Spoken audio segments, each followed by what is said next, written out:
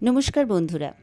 বাড়ির আশেপাশে কোনো রাম মন্দির না থাকার কারণে রামনবমীর দিন আমরা পৌঁছে গেছিলাম আমারই বাড়ির পাশের বজরংবলী মন্দিরগুলোতে। বজরংবলী মন্দিরগুলোতে খুব সুন্দর করে রামনবমী পালন হচ্ছিল। রাম মন্দিরে রামনবমী পালন হবে সেটা তো স্বাভাবিক ব্যাপার, অনেকেই দেখে থাকবেন। আসুন আজকে দেখাই আমার বাড়ির পাশের বজরংবলী মন্দিরগুলোতে কেমনভাবে রামনবমী সেলিব্রেট হচ্ছিল। গেটটা দেখুন কি সুন্দর করে সাজিয়েছে। তারপর গেট দিয়ে ভেতরে গিয়ে মন্দিরে ঢোকার জন্য আরও একটি গেট আছে, সেটা দেখতে পাচ্ছেন, খুব সুন্দর করে সাজানো হয়েছে সেটাও। আর কতটা যে ভিড় হয়েছিল আশা করি মুখে বলতে হবে না, আপনারা দেখেই বুঝতে পারছেন।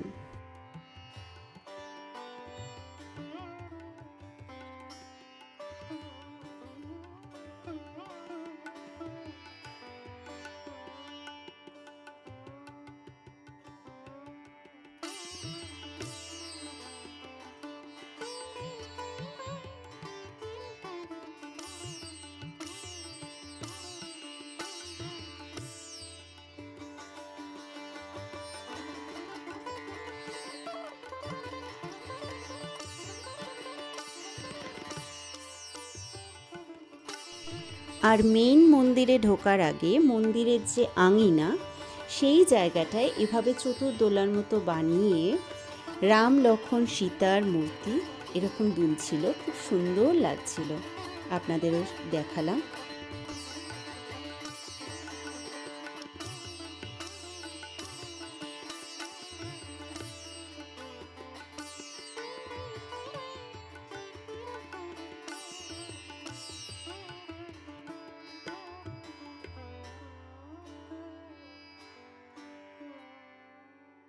এখানে রামের পাদুকা জোড়া খুব সুন্দর করে ফুল দিয়ে সাজানো হয়েছে।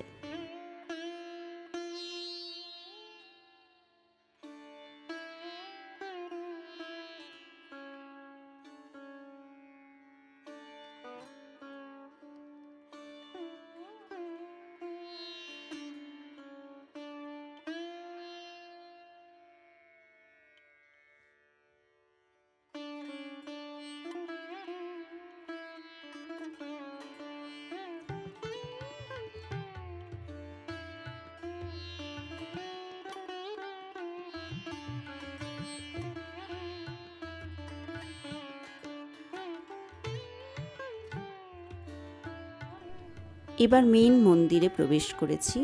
দেখুন মন্দিরের ভিতরটা অবধি অপূর্ব ফুলের ডেকোরেশন দেখুন।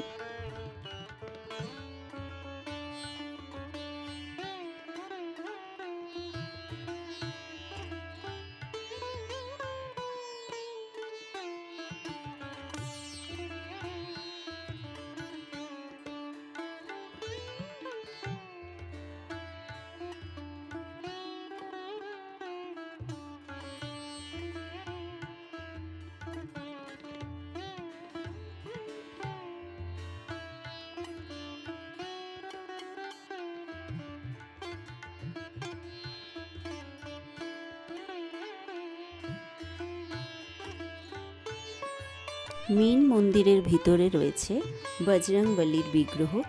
আসুন আপনাদেরও দর্শন করিয়ে দিই।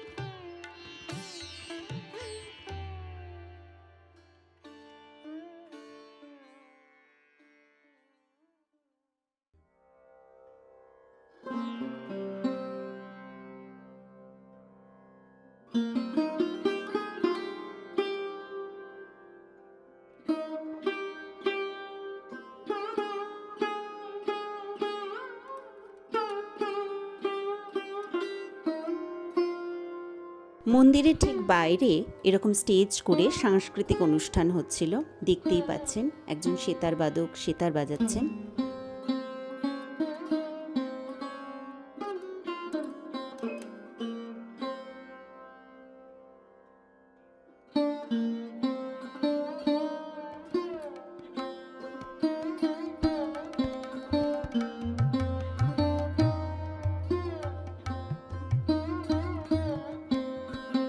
অন্যদিকে চলছে ভোগ বিতরণ, লাইন দিয়ে নিতে হচ্ছে। আমরাও লাইন দিয়েছিলাম, দিয়ে ভোগ নিয়েছি।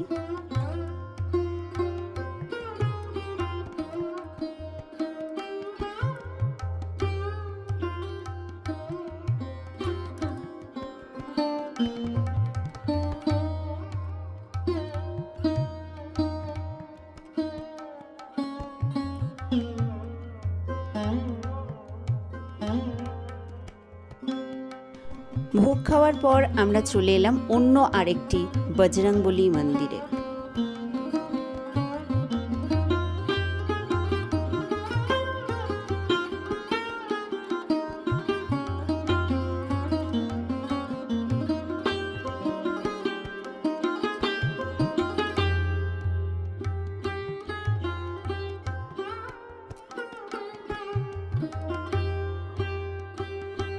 এই মূর্তিটি বজরংবলী মন্দিরে আছে।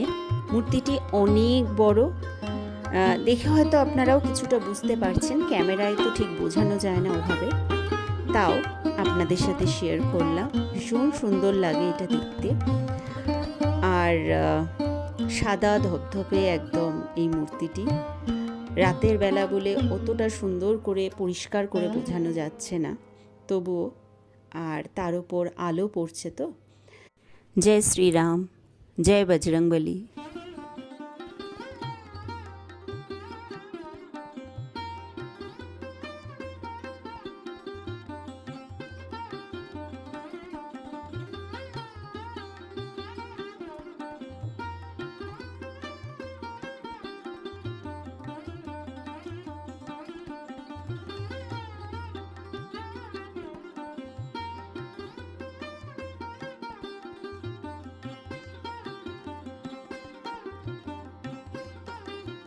এখানেও চলছিল সাংস্কৃতিক অনুষ্ঠান, নৃত্যকলা প্রদর্শিত হচ্ছিল। এটি দেখার পর আমরা বাড়ি ফিরে এলাম। ভিডিওটি দেখার জন্য অনেক অনেক ধন্যবাদ।